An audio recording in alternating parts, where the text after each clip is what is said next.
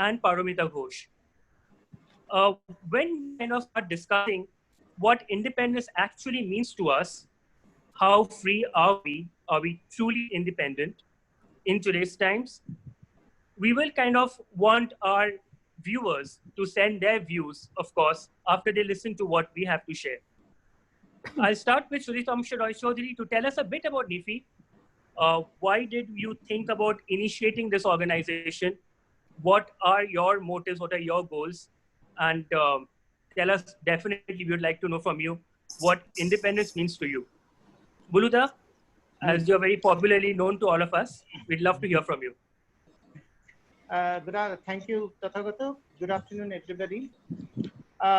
Couple of years back, this idea of forming an organization came to us, especially to me and Ruhel, who is a dear friend of mine, that we require to have an organization which will talk about peace and harmony in the society, where it will work to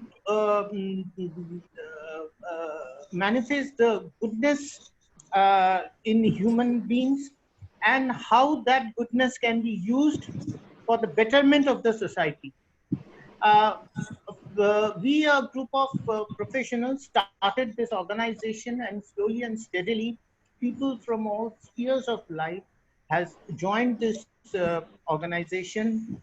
Our first honorary member, a couple of days back, very sadly, we heard the news of demise of our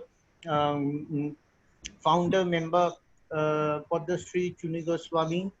And I also take this opportunity to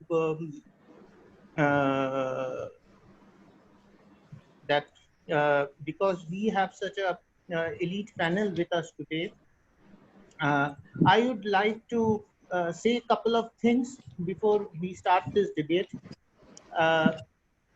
When we got our independence, we were a nation which was shattered, which was under colonial rule for 200 years, and not even a needle was manufactured at that point of time in our country. But in these 73 years, we have achieved many things. Now we are a sort of industrial country. We have a good army to protect us, but there are various loopholes. Still, we have a high rate of unemployment. The health system, we are not able to cater to the need of our population, which is more now prominent during this pandemic time. And although it is a general instinct of human beings to be critical towards society, towards the government, system, towards the system, towards the whole country. But still, we don't appreciate the small and good things we have with us. Like one of the most important thing which we have with us is the essence of democracy, the system of fantastic. democratic. Buluda, we'll just come back to you, Buluda, because it's a very important thing that you just reminded us. We do have the essence of democracy. And we also have the co-founder of NIFI with us, Advocate Ruhel Chaudhary. Being a practicing lawyer, Buluda just told us that NIFI is a collection of professionals. It's a group of professionals coming together, National Integration Forum of India. So you tell us, like, Ruhel, what Buluda just mentioned, we still have the instrument, the tool, the weapon of democracy to combat all the evils that Buluda was contemplating. How practical is that? How pragmatic is that? How applicable is it today? Good afternoon, everyone, and a happy Independence Day. I think Bulu has said it very well, but what is very important, I think one very important point needs to be mentioned here about NIFI and the objective of NIFI. That is, we felt that perhaps only 10 to 15% of the people in society belonging to various religious groups, various political groups, who are very organizedly trying to spread hatred, trying to divide the society. And we have another 80% of the society who are very busy with their own personal lives or their professional life and are very silent. It's like, if 10 people start shouting and screaming and 100 people are whispering, the 10 person who are, 10 people who are actually making a big noise, shouting, will appear to be more prominent and will appear to be more active. And that is exactly what is happening in our society today. A very small section of people, whether it is in social media or in society in general, they are very organizedly making a lot of efforts to disturb the peace in the society. And they are successful to a great extent only because 80% people who are peace loving are trying to be over peace loving and trying to be very silent about it.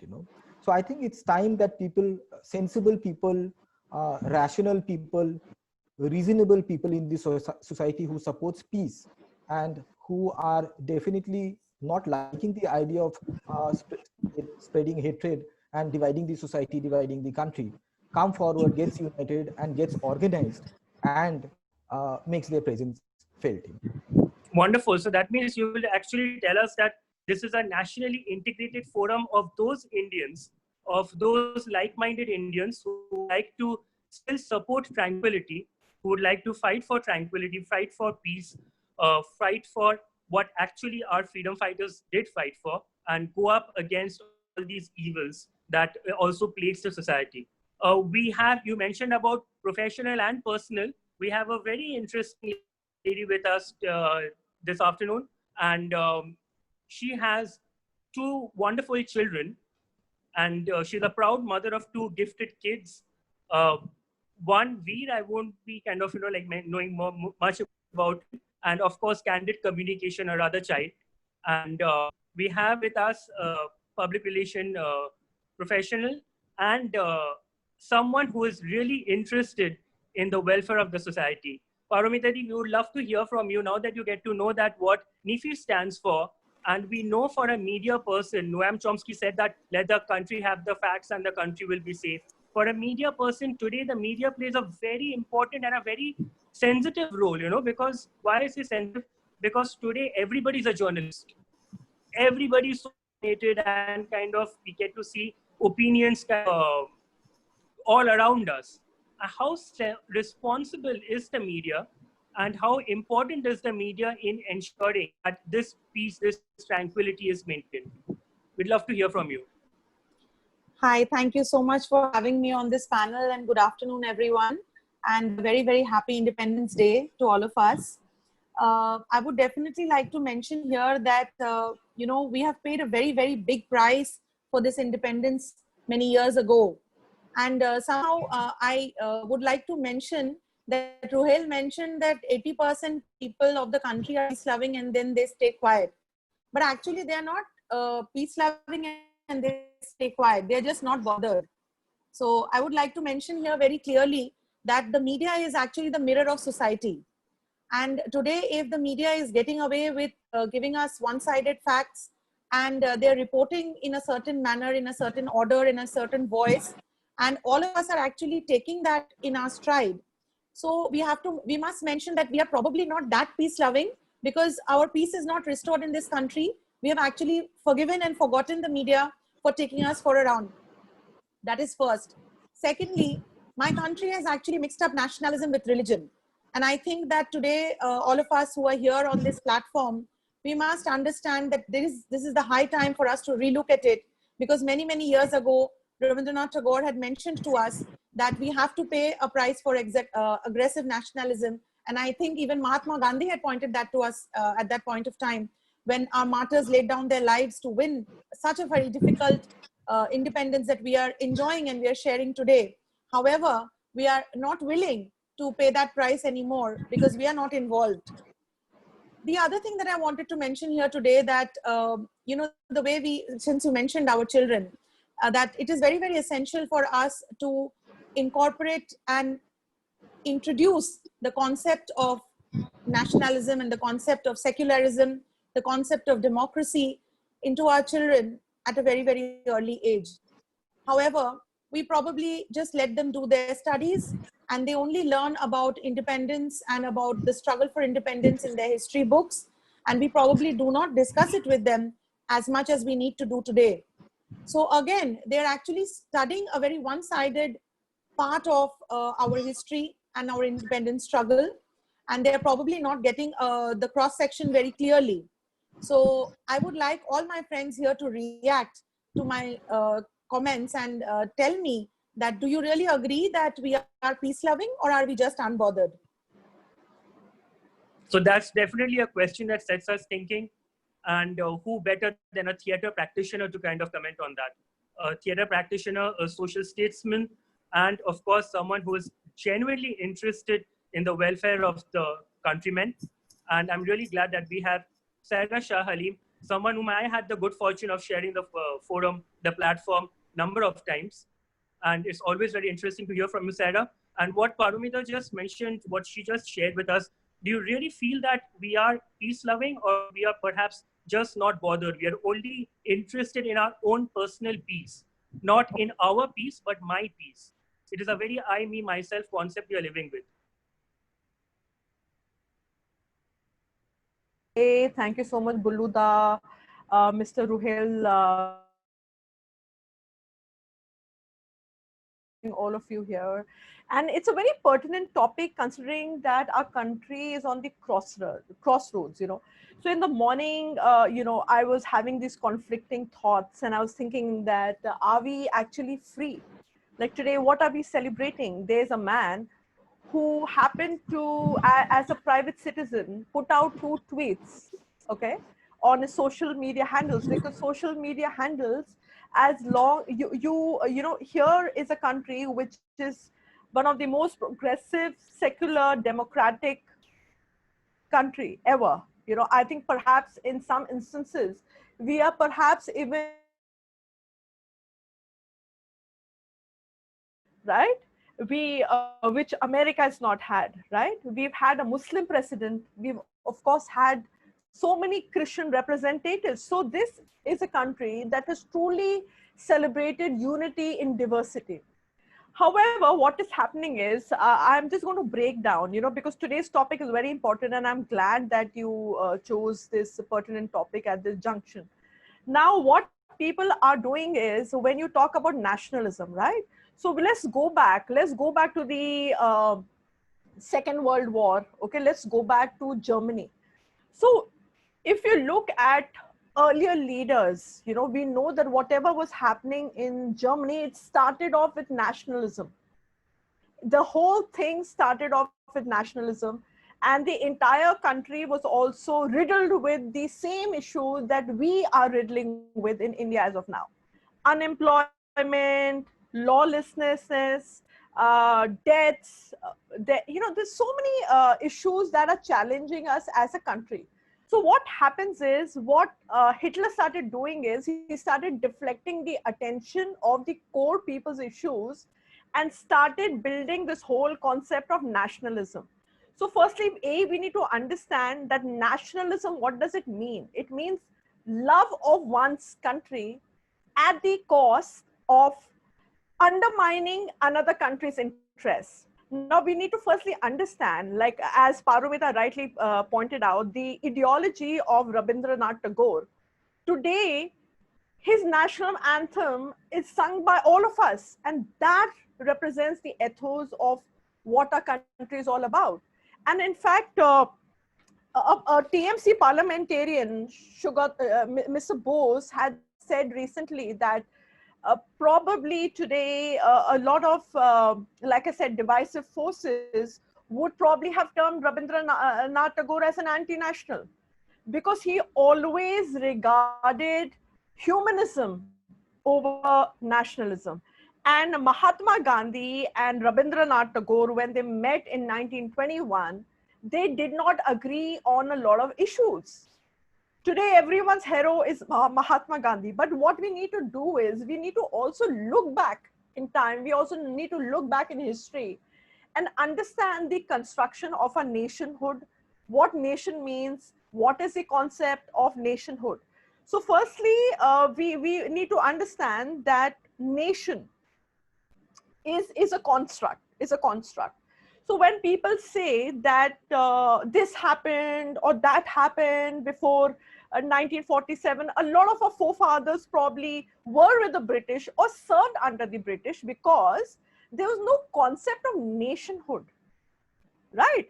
The concept of nationhood started during the Sepoy Mutiny, when people started understanding, and when the Indian freedom movement started, there were people from all walks of life, all caste and creed, who played a pivotal role in the Indian freedom movement. Later on, the two-nation theory, which was pushed by the British, led to the partition of India. Let's be very clear of it. Let's be very clear that people like Mahatma Gandhi, uh, even Jinnah, or because they were a part of undivided India, or even Maulana Azad, so many leaders were all struggling and fighting for India's freedom. Later on, the country got divided. That's a separate issue. Then, of course, you were chosen to choose a land. But a lot of Indian Muslims stayed back in India because of choice, because the Indian constitution guaranteed equal rights to each citizen of India, irrespective of caste, creed, color, race, sex, whatever. So today we feel that it took us so long. It took us 74 years to become a modern secular republic. We were like literally progressing in every sphere of life. Women were progressing. We were breaking shackles of traditional mores, misogyny, and you look at our the leaders. Look at people who brought in the reforms. It all started in Bengal. Look at Raja Ram Mohan Roy. Look at Dayanand Saraswati. Look at the contributions they made, and it started from here. So what people are doing is, as Paramita also pointed out, people are misconstruing nationalism with religiosity. Okay, now our country was supposed to be a salad bowl. It was never meant to be a melting pot. It's a salad bowl. So our languages will be different, our religions will be different, our taste in food, our preferences over food, dress, what we wear, what we eat, how we go about our lives. My opinion would be very different from someone. The trouble begins, the early signs of fascism, we need to understand the trouble begins when it starts very innocuously. It can be very innocent, where people start doing behavior modification, or they start becoming some kind of a patrol moral policeman of how we should eat or dress or behave. So it starts out like that. When it gets consent of the larger public, then you start making it into a state policy. So fascism has a very ugly kind of a rare, where it starts coming into our system. It starts with food, it starts with clothes, it starts with religion, and sooner as you can say 1, 2, 3, it becomes a matter of state policy, like we had in Germany. And Nuremberg, we of course had the Nuremberg trials. People were accountable. End of the day, it was not that and Hitler had to commit suicide. So what I'm trying to say is that we don't want to go backwards. We have to learn from history. But today, if you're going to put us in the 2nd century or 3rd century and expect women to perform sati, or expect that women need to go to Vrindavan, or women need to be in a burqa, whatever it is. I'm just talking about, it should be a person's freedom, total liberty, what they plan to do. So patriotism and nationalism is very different. It means love of one countries. At the same time, being a true patriot means that you can also critique whatever is going wrong, because today everyone is a concerned citizen, and I don't think that it should be some kind of a legal offense if you're just trying to correct things and put things into order. Now, what is happening is that moment you put out a thought process out there in the public sphere, or you try and critique any kind of institution in the country, it is looked at as contempt of court. So probably innocuous Facebook post about probably one of the courts of India could land me in jail today. But it's as a private citizen, I have absolute right over what I write. And I think freedom of speech should be celebrated because as Voltaire famously said, I might not, agree with what you say. However, I give you ample right for you to say it. And I think that should be practiced all over. I might not agree, even if it's a post on Prophet Muhammad. I might not agree with what you're saying if you put something unparliamentary. However, as a progressive, democratic nation, let the person espouse his views. Why should people resort to violence? We saw what happened in Bangalore, right? It was a simple Facebook post, and some radicals. And I really think that we need that reminder. Thank you so much, Ira. You're absolutely right. We do need that reminder. And that was really very passionate, and the way you expressed yourself, that fascism is something that we really need to combat together as a community, as a country, because this is not really something that we had bargained for. This is not something that we had fought for. But once it is there, it can really be a serious plague. It's really strange that we talk about independence and how very dependent we are on technology. I am really kind of fighting that right now. I've just realized that my phone needs to be charged, and which is why you will find me fidgeting up with my phone device. I just hope that won't be too much of a distraction from this discussion. This discussion is kind of now leading to something. I will not say, I will definitely not say that there is need for any kind of, for any of us to be hostile. Rather, we are all educated individuals over here. We have come here together, keeping in mind that we are looking for solutions. We are looking for what is actually plaguing us. We are looking for something. We are looking for a solution where it can be a much better nation. And we have Sarah really going all out, combating against all the evils that we are plagued with. And we had started with Mr. Roy Chaudhary, who had told us about democracy. Over to you, Buluda. After hearing our speakers so far and going by what NIFI actually stands for, how do you think that there can be a step ahead, looking ahead, a step forward? How do you think that, like NIFI being an organization which is of interesting individuals, independent individuals, and intelligent human beings, sensitive people coming together, working professionals, that itself kind of, I think in a way gives them more of a responsibility. So how do you think NIFI can actually bring about, I won't say a change. In fact, what we are going through is a change. But how do you think NIFI can once again restore the democracy that we are all talking about? What I was talking about was the essence of democracy. This is something which we are gifted by our ancestors. And for that, many people have laid their life. But what is democracy? Democracy is whichever side you have the majority, whichever side you have the majority, that will be accepted. Whichever side have the minority, that will be rejected. But at the same time, we have to understand that democracy is run with the principle that this majority and minority, this will differ from issue to issue. But if there is an attempt, or if there is a deliberate effort is made to make this majority and minority concept permanent, the problem starts from there. Because when we are talking about democracy, one thing is fundamental, that without secularism, we cannot have democracy. If the secularism is not there, you will not find democracy anymore. So we who talk about secularism, who we talk about peace, who we talk about coexistence, who we talk about tolerance, we are not doing favor to anybody else, but we are just trying to ensure that this democracy is maintained. And for that reason, what we have to look into is that the secular fiber, the the bonding of the people, it must not be distorted. It cannot be distorted for the sake of our country and for the sake of our society.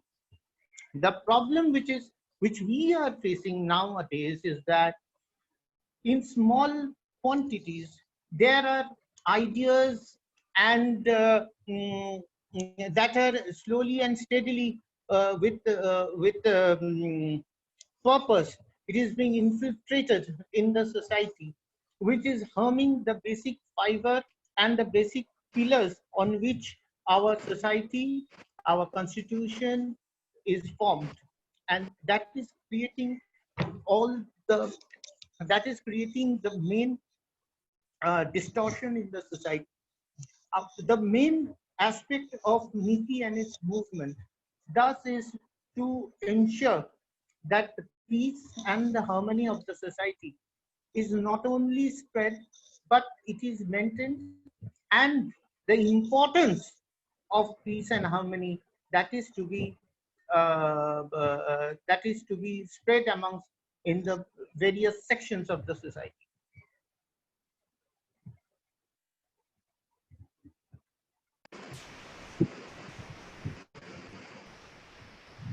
Ruhil, what I'd really like to know from you is that very interestingly, both Buluda and Saira have kind of mentioned about how fragile the social fabric has become, how fragile the secular fabric has become. Do you feel that, you know, like this is an absolute threat to a certain segment of the community? Do you feel that there is a which is feeling threatened? And we all know for a fact that the segment that feels marginalized, the segment that feels threatened, we can't, I mean, like it won't be unnatural to expect that particular segment to become hostile because of constantly being marginalized and being made to feel marginalized. Do you think that we are actually now, we are entering, or we have already entered that space, we have already entered that zone? Absolutely, absolutely. There are, you know, none of us can deny that there are a lot of things happening which we are as a society not feeling very comfortable about. For example, you know, if a person is asked to prove his nationalism in a running train, and if he, for whatever reason, if he is not saying Bharat Mata ki Jai, he should be pushed down from a running train by another individual who is also a citizen like him. You know, these kind of taste of nationality, is it desired? You know, forget about religious and religious aspect of it. Supposing a person who has worked in Indian Army for 30 years, who has fought many battles for the country, and another person on the road ask him to say Bharat Mata ki Jai to prove his nationalism, and maybe the person who's asking, he is from you know, he's antisocial, maybe he's doing some kind of black marketing, and he needs to make his political prominence, to fulfill his political ambitions. He needs to shoot a video and put it on social media. So he's questioning a person who has been a teacher for 30 years, who has been responsible for building the next generation, or a farmer who has been, you know, struggling in spite of his poverty to ensure that we get the food, to another person who has contributed in so many ways in nation building. So what right a person has just to fulfill his political ambition to shoot a video and test another Indian citizen's nationality? This is, you know, this is the exact problem that is happening. You know, we are not looking at the background of the people, who's doing what and why a person is doing something. We are getting fascinated by the fact that one person is challenging the other person, and just because the other person is not saying what he wants him to say. So this cannot be a litmus test for nationalism, cannot happen on streets and on running train. We need to know the background of the people, and Saira madam is here. So I would like to refer to a very interesting news that was there some time back. We had our Nasiruddin Shahji, a famous actor who's related to Saira ji. Now, you know, he is also a citizen. He has the right to express his fear. If he feels his children are also in some kind of danger because of the kind of things that are happening, why should he not? You know, he's also an Indian citizen. He has every right. You know, we should not think that just because he's a Hindi film hero who can fight 20 people on the screen, he is actually a superhero. He's not. He's also like a human being. He can also have his fear. He has every right to express his fear. So, you know, that is something these kind of things, you know, if it can happen to people like Nasiruddin Shahji, who's such a respectable person, just imagine what a common person must be feeling, you know. So these are the thoughts that really disturbs a common man. And the kind of things that are happening are definitely not desired. And definitely no Indian citizen, a common citizen, has the right to test the nationalism of another common person to his satisfaction for his his satisfaction of his ego or his political ambitions, you know, whatever reason he may have, you know. So this kind of thing should not be tolerated, and that is the reason these kind of discussions are important today, and that is the reason why NIFI is very relevant today. Thank you so much. Paramita, what I'd really like you to kind of enlighten us over here. We know for a fact that we are living in dangerous times, considering all factors, social, political, economical factors, all of them put together. You have 2 children who are growing up. And as a mother, how do you kind of, foresee, what do you foresee, what do you suggest? And as a mother, as an individual, as someone who has a position in the society, how do you plan to play your part, your role in ensuring that both your children, they have a much, much brighter, safer India to live in? Considering the fact that be it a human child, be it, like your brainchild, be it with what you have started, even with the company that you have started, I'm sure, and today we know the kind of beating that the media world is kind of taking, especially when it comes to the print media. So what do you foresee? What do you foresee as the future? And what role do you think that you play, and we all should play, in ensuring that it is a safer India that we're going to live in? Sure. I would like to first remind all of us that, the leaders who handheld the country to become one of the largest democratic superpowers of the world had to deal with very, very difficult times when we won our independence. And while they built society and while they kept the secularism of the country intact, they also dealt with a lot of dreams that the country was at that point of time living. And never for once, they lost focus that building the nation was more important than focusing on these little facts which we are playing with today. So there was one point of time when we could see unprecedented, trials and tribulations we had to go through before our constitution was formed.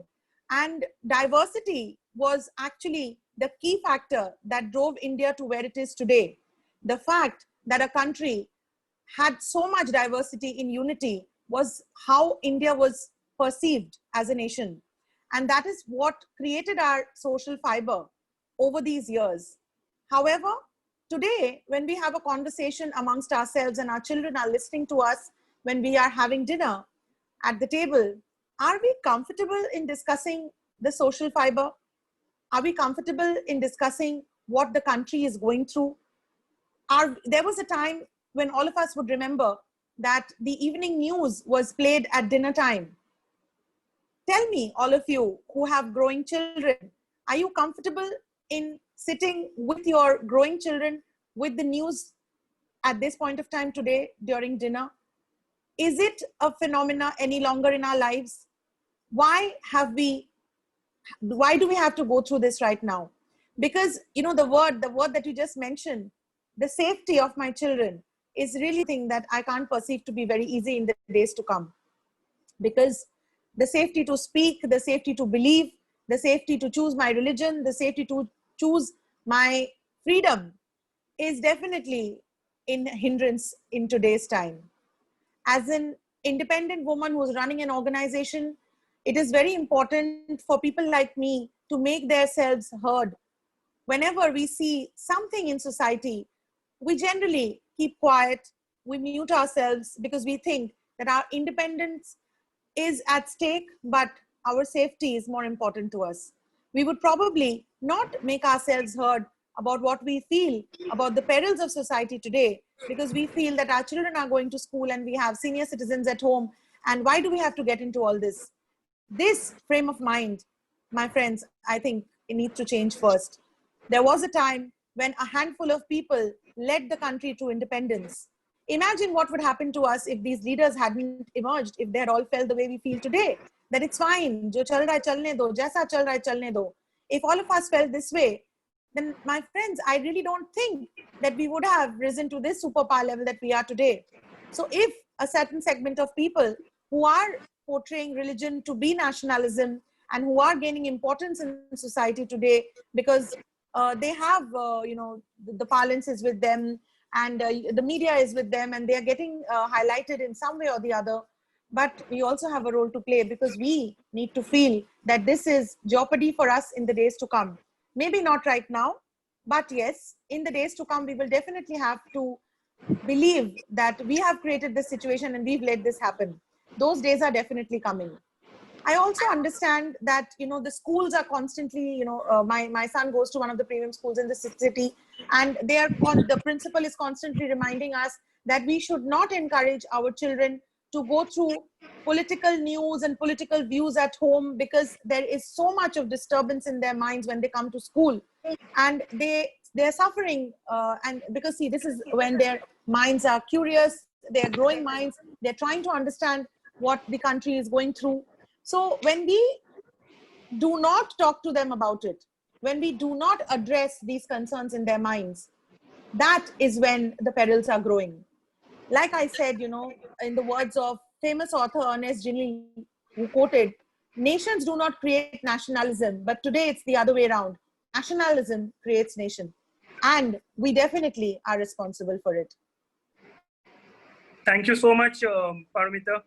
Sarah, what we'd like to hear from you, what Paramita just said, how nationalism is being responsible for growing nations.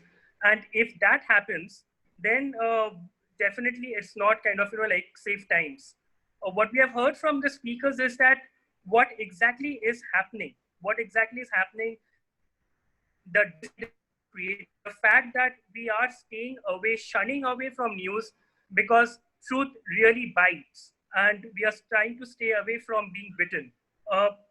Could you tell us, I do not know how pragmatic will that be, how applicable will it be, but since you have been an activist, could you tell us about certain things that you think that we can observe individually, certain responsibilities, because we all keep talking about our rights. What about the duties? If there can be suggestions, if there are things that you can tell us, individually, what do you think we need to undertake? Okay. Certain specifics you feel that one should kind of observe, one should responsibly undertake to ensure that it is better times that we all progress towards? Yeah, that's a great question. Firstly, we need to understand that, if you're talking about secularism, it cannot be selective. So we also need to check ourselves the kind of posts we are putting or the kind of message we are sending out to society, because inherently we as citizens of India need to practice secularism before we expect other people to expect secularism. Okay, one is that, because today is not the time to engage in competitive communalism. What is happening, I'm not naming political parties, but what is happening with certain political parties, they've started engaging in competitive communalism, and a lot of things are happening probably in and around which never happened before, because they feel, some political parties feel that they need to compete with the political party that is in power. So let's also try and appease a certain section, and I can name a whole lot, but I will not do that on the platform. So that is happening across board, and these are all mainstream political parties that We did not expect. Now, what do we mean by secularism? Secularism means that state and religion should be separate. What you do in your private space, what you do in your private space should not become a matter of public policy. And it is my personal opinion that any head of the state, if he is going to a certain delegated place of worship, if he is going, firstly, he shouldn't be ideally, because again, India is a secular state. Here, yeah, we are not like following China, where religion is banned or whatever. Yeah, sure, practice your religion, because nowhere in the constitution says that you can't practice your religion indoors. However, it's very specific that earlier our leaders abstained themselves from any outward religious practice. No state head was ever seen at the inauguration of a mosque or a temple or a cathedral or whatever it is. And I think what is really our downwards spin is that as a society we're not even questioning, or we're not even asking about ramping up healthcare, ramping up education. So here we are telling us, make our military strong. I come from a military family. It's totally understandable that you need to make the army robust. We need to get in these jets and everything. But tell me, end of the day, we know that getting more arms and armaments, it's again a road towards destruction, right? How about putting the public funds instead of religious places? How about putting the public funds in education, in healthcare? Today, we are fighting a global pandemic, COVID-19, right? And none of us have any answers. None of us have any answers. We don't even know how the next day is going to start. However, in these very, very unprecedented circumstances, it's unfortunate that our priorities are elsewhere, completely elsewhere, wherein our priorities should be to how every child will get immunization, how we are going to protect the children when they go back to school, physical school. Today, they, of course, have online school. What are we going to do to safeguard? How do we buy more beds? How do we get more isolation wards? What is happening at the hospitals? So our priority is not there. Our priority is the next election, is the next ensuing election. How do we ramp up here? And how do we, try and buy more MLAs, MPs, get a deal, put them in a hotel? So it's gone wrong somewhere. It's really gone wrong. And I think probably that's one of the flaws of democracy. So you have to be very careful for what you wish for. What is happening when, Mr. Ruhail Chaudhary was talking about all these people, and my uncle voicing his concern about lynchings and whatever was happening. He was well within his right. And I think it's not only Mr. Nasiruddin Shah. Look at Gauri Lankesh. Look at what happened. Look at Girish Karnad. Look at the way he was harassed, till he died. Look at Om Puri. Look at, Romila Thapar. Look at so many other people I can, name. Look at Kamal Hassan. And so many prominent people who are being demonized simply because they have a strong voice.